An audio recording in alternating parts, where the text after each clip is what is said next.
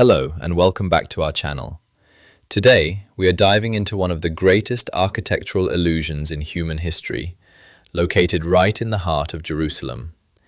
Every year, millions of people gather at the Western Wall, believing they are touching the actual ruins of the ancient Jewish temple. But what if the truth is far more complicated, and this holy site is actually the creation of a brutal tyrant who cared very little about religion? There is an ancient Middle Eastern proverb which says that the stones of a silent building often outlive the loudest promises of a king. In the old days, people believed that Jerusalem was the very center of the universe, holding the entire world in its delicate balance. Yet, the massive stones we see today tell a story of earthly pride rather than heavenly devotion. If you love uncovering the hidden secrets of our world, please take a moment to subscribe to our channel for more deep historical journeys. Let us travel back more than 2,000 years ago to the reign of King Herod the Great. History remembers Herod as a deeply paranoid ruler who was terrified of losing his throne and desperately wanted to win the hearts of his rebellious subjects. In the year 19 before the Common Era, he decided to completely rebuild the Second Temple on an unprecedented, colossal scale to immortalize his own name. The natural peak of Mount Moriah was simply too small and narrow to support his grand, megalomaniacal architectural vision. Therefore, Herod ordered his engineers to build a giant stone box around the mountain, flattening the earth inside to create a massive artificial plateau. The famous Western Wall was never the actual wall of the Holy Temple where the divine presence was said to dwell. Instead, it was merely the western flank of this enormous retaining structure, built to prevent the artificial hill from collapsing. The scale of this engineering project still puzzles modern architects who study ancient building techniques. The workers used giant limestone blocks, now known as Herodian ashlars, which were carved with incredibly precise margins. Deep within the lower layers of this colossal wall lies a massive stone known as the Master Course. This single block of limestone weighs approximately 570 tons and was dragged all the way from Zedekiah's deep, mysterious cave.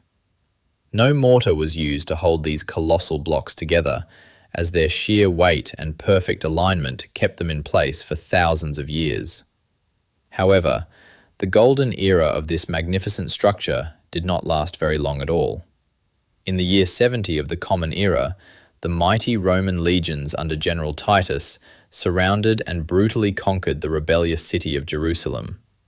The Roman soldiers set fire to the beautiful temple and systematically destroyed almost every structure on the mountain. The ancient historian Josephus Flavius wrote that the Romans deliberately left the western portion of the retaining wall standing.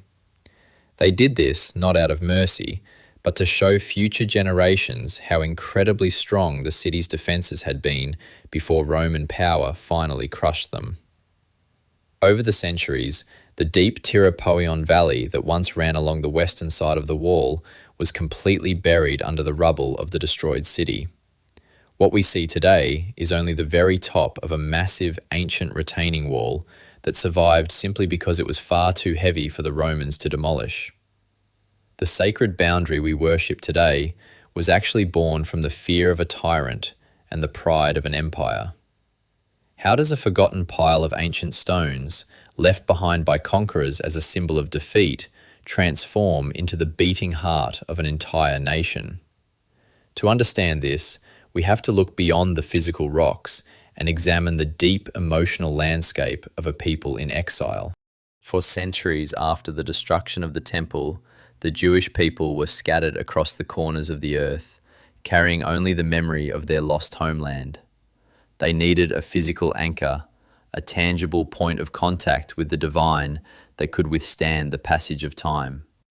During the 5th century, ancient sages wrote down a powerful concept that would change the course of history forever. They declared that the divine presence, known as the Shekinah, had never departed from the Western Wall. This single idea shifted the focus of holiness from the destroyed, inaccessible inner sanctuary to the humble outer retaining wall. The stones were no longer just a monument of defeat, but a permanent gateway to the heavens. The actual tradition of weeping at these stones was shaped by harsh political realities and imperial decrees. Under the rule of the Christian Byzantine Empire, Jewish people were strictly forbidden from even entering the holy city of Jerusalem. They were granted permission to return only on one specific day of mourning each year. On this day, they gathered to weep over the ruins of their grand civilization, giving birth to a tradition of tears that would define the site for centuries. The environment around the wall changed dramatically in the year 1517. This was the year when the Ottoman Empire, led by Sultan Suleiman the Magnificent, captured the ancient city. The Sultan issued an official imperial decree that cleared away the surrounding garbage and designated the Western Wall as a permanent place of prayer. His famous court architect, Mimar Sinan, designed a narrow paved area next to the stones, creating the first official sanctuary for the Jewish people to pray openly. When Western travelers began visiting Jerusalem during the 19th century, they witnessed these emotional prayers and coined the term Wailing Wall. This name reflects an outsider's perspective on what looked like pure, unending grief. However, in the Hebrew language, the site has always been called simply the Western Wall. For those who pray there, it is not just a place of sorrow, but a profound space of connection and hope. Over time, this deep connection took on a beautiful physical form that millions of people participate in today. In the 18th century, a famous teacher named Chaim ibn Attar taught his followers that writing their prayers on small pieces of paper and placing them into the crevices of the stones would open a direct channel to heaven.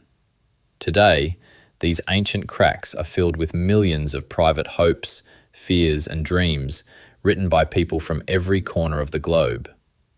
The wall has ceased to be a simple barrier, becoming instead a living monument where human tears and wishes are preserved in stone. If you stand in the crowded plaza today, you are only seeing a small fraction of this ancient masterpiece. The open area where people gather is just 70 meters long, representing less than 15% of the entire Western Wall. The remaining 485 meters of the structure lie completely hidden from view, buried deep beneath the bustling streets, markets, and houses of the Muslim quarter.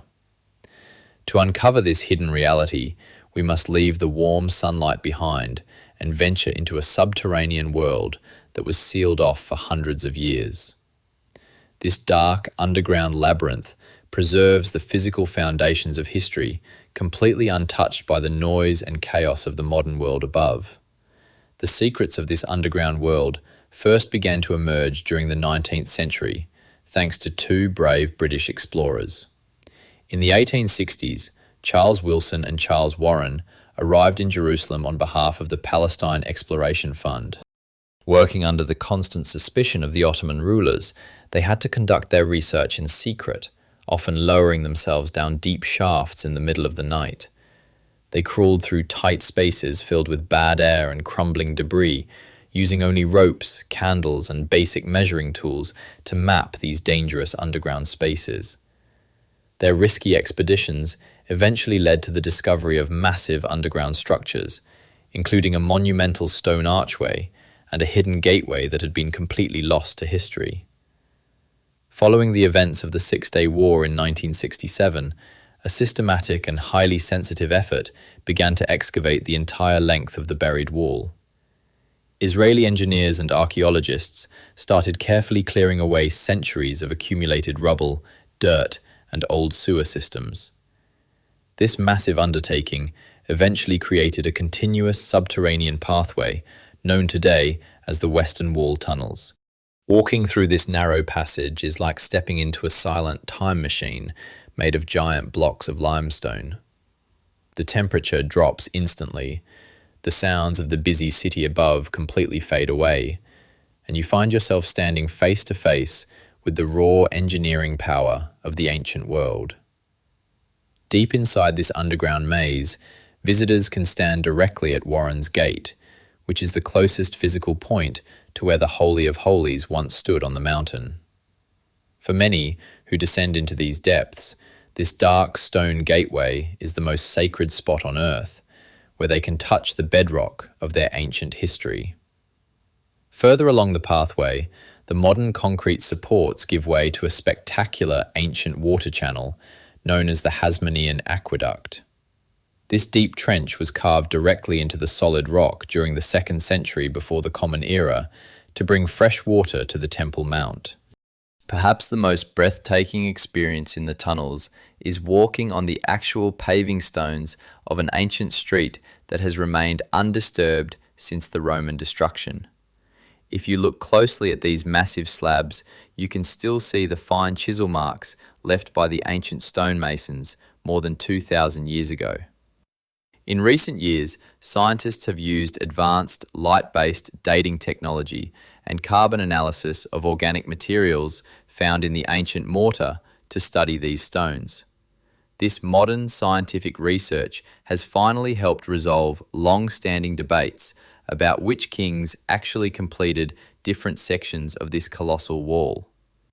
These discoveries prove that the stones are not just symbols of faith, but a giant, complex archive of human history waiting to be read. As we move deeper into this subterranean labyrinth, we are not just traveling through layers of dust and stone, but through a geopolitical minefield where every single footstep carries immense weight. The quiet darkness of these tunnels runs parallel to the most contested religious plateau on our planet, where the ancient world and modern geopolitics collide in a fragile balance. Just a few feet behind these massive limestone blocks lies the exact spot where historians and believers suspect the legendary Holy of Holies once stood. This is the inner chamber of the ancient temple, the sacred space where only the high priest could enter once a year. Today, this incredibly sensitive area sits directly beneath the dome of the rock, making it the ultimate geographic intersection of two of the world's major religions. Because this underground path runs so close to the ancient Temple Mount, it has occasionally become the center of highly secret and dangerous dramas. In the summer of 1981, a rabbi named Yehuda Getz made a secret decision that almost triggered a major international crisis. He believed he had found a hidden gate leading directly to the lost treasures of the temple, including the mythical Ark of the Covenant. Working in complete secrecy with a small group of trusted students, the rabbi began digging through a walled-up gateway, hoping to uncover the most sacred artifact in human history. When Muslim authorities discovered the secret excavation from the other side, an immediate confrontation began in the dark tunnels, forcing the Israeli government to seal the opening with concrete to prevent a massive political explosion. 15 years after that secret excavation, the explosive nature of this underground world became visible to the entire planet. In September of 1996, the Israeli government decided to open a new public exit from the tunnels directly into the historic Via Dolorosa in the Muslim Quarter. This sudden change was meant to make tourism safer and easier, but it was immediately perceived as an act of aggression and a threat to the ancient mosques above. Within hours, widespread protests and violent clashes erupted across the region, claiming dozens of lives and showing the world that a single stroke of a chisel under Jerusalem can spark a global conflict. Since physical digging in this highly sensitive area is far too dangerous, modern scientists have had to find clever new ways to study the secrets hidden behind these massive walls. Today, archaeologists are using cutting-edge technology that allows them to see through solid rock without moving a single grain of sand. They use advanced techniques like ground-penetrating radar, three-dimensional laser scanning, and even cosmic ray muon tomography, which tracks invisible particles from outer space as they pass through the ancient ruins.